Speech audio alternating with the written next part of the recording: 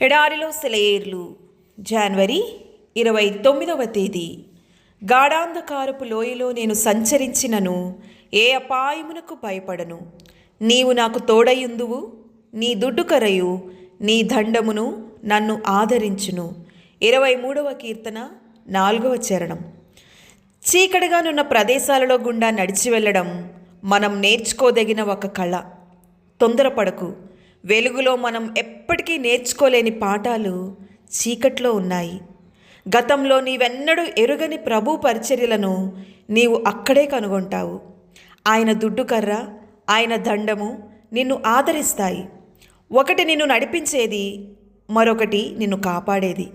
కాపరికి దగ్గరగా ఉండే గొర్రెలకు బాగా తెలుసు ఈ రెండిటి విలువ. మనం గాఢాంధకారపు లోయలోనికి వెళ్ళినప్పుడు ఆయనకు మనం ఎంత సమీపంగా వెళతామంటే నేరుగా ఆయన ముఖంలోకి చూస్తూ ఆయన నాతో ఉన్నాడు అని కాదు, అది మరీ లాంఛనప్రాయంగా చాలా దూరంగా ఉన్నట్టు అనిపిస్తుంది. అయితే నీవు నాకు తోడై ఉన్నావు అంటాం. క్రీస్తు ప్రభు యొక్క అవసరం, ఉపయోగం ఎక్కువగా మన శ్రమలలోనే కనిపిస్తుంది. విచారకరమైన ఆ రాత్రి భారంగా గడుస్తున్న గడియలన్నిటిలో తొలిపొద్దు కోసం నేను ప్రార్థించాను భారంగా. ఊరికే తెల్లవారడం కాదు, ప్రకాశవంతమైన కాంతి కిరణాలు ప్రసరించేదాకా.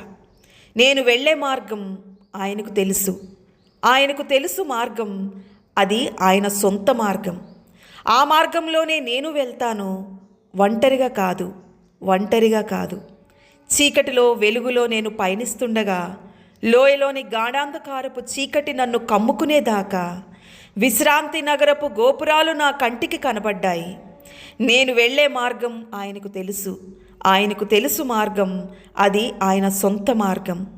ఆ మార్గంలోనే నేను వెళతాను, ఒంటరిగా కాదు, ఒంటరిగా కాదు. అన్నీ మంచి రోజులే కావాలని ప్రార్థించకు, బలవంతులుగా ఉండాలని ప్రార్థించండి. నీ శక్తికి తగ్గ పనుల కోసం ప్రార్థించకు, నీ పనులకు తగ్గ శక్తి నిమ్మని ప్రార్థించు. ఈ మాటలన్నది ఫిలిప్స్ బ్రూక్స్. దేవుడి మాటలను దీవించునుగాక. ఆమెన్.